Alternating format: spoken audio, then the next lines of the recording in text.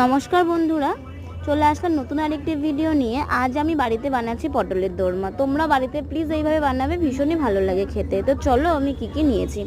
ফার্স্টেই আমি কয়েকটা পটল আমি নিয়ে নিয়েছি, একটু বড় আর একটু মোটা দেখেই নিয়েছি। তারপরে ওর ভালো করে ছাড়িয়ে নিয়েছি। তারপর একটা চামচের সাহায্যে আমি ভেতরের যে দানাগুলো ছিল সেই দানাগুলোকে আমি বার করে নিয়েছি। সমস্ত পটলের ঠিক এইভাবেই আমি দানাগুলোকে বার করে নিয়েছি। তারপরেই কুচনো পেঁয়াজ আর চিংড়ি মাছ, আদা গ্রেট করা, রসুন গ্রেট করা, টমেটো, সমস্ত মশলাটা আমি দিয়ে দিলাম। এক করে নুন, হলুদ, জিরের গুঁড়ো, লঙ্কার গুঁড়ো, মিষ্টি দিয়ে আমি একটু মশলাটাকে কষাবো। তারপরে যে পটলে যে দানাটা আমি রেখেছিলাম সেই দানাটা আমি দিয়ে দেব, দিয়ে ভালো করে ওটাকে ভাজবো। তেল ছাড়া অবধি আমি ওটাকে ভালো করে কষিয়ে নিলাম। কষানো হয়ে রেখে দেব।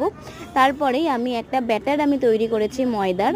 এক এক করে সমস্ত পুরটা আমি ভরে দিলাম। ভরার পরে মুখটাকে বন্ধ করে দিলাম। তারপরে কড়াতে তেল গরম করতে দিয়ে আমি সমস্ত পটলগুলোকে ভেজে নেব। হালকা আঁচেই ভাজবো, বেশি আঁচ দিলে পরে পটলগুলো পুড়ে যাবে। এরকমভাবে বাদামি কালার হয়ে আসলেই আমি নামিয়ে দেব। তারপরে একটা মশলা আমি তৈরি করেছি, একটা পেঁয়াজ, কয়েক কোয়া রসুন, একটা আদা, আর কড়াতে তেল গরম করতে দিয়ে গোটা গরম মশলা, জিরে, তেজপাতা ফোড়ন দিয়ে ওই মশলাটা আমি দিয়ে নুন, হলুদ, জিরের গুঁড়ো, লঙ্কার গুঁড়ো ভালো করে কষিয়ে নেব। তেলটা ছাড়া অবধি, তেল ছেড়ে গেলে জল দিয়ে দেব। জলটা দিয়ে সমস্ত পটলগুলো এক এক করে আমি ছেড়ে দেব।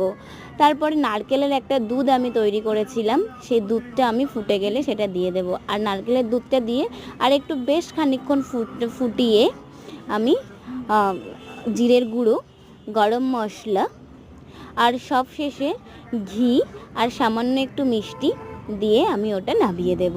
যদি তোমাদের ভিডিওটা ভালো লাগে প্লিজ একটা লাইক, কমেন্ট, শেয়ার আর চ্যানেলটাকে সাবস্ক্রাইব করবে। আর বাড়িতে এটা অবশ্যই তোমরা ট্রাই করবে আর আমাকে কমেন্টে জানাবে।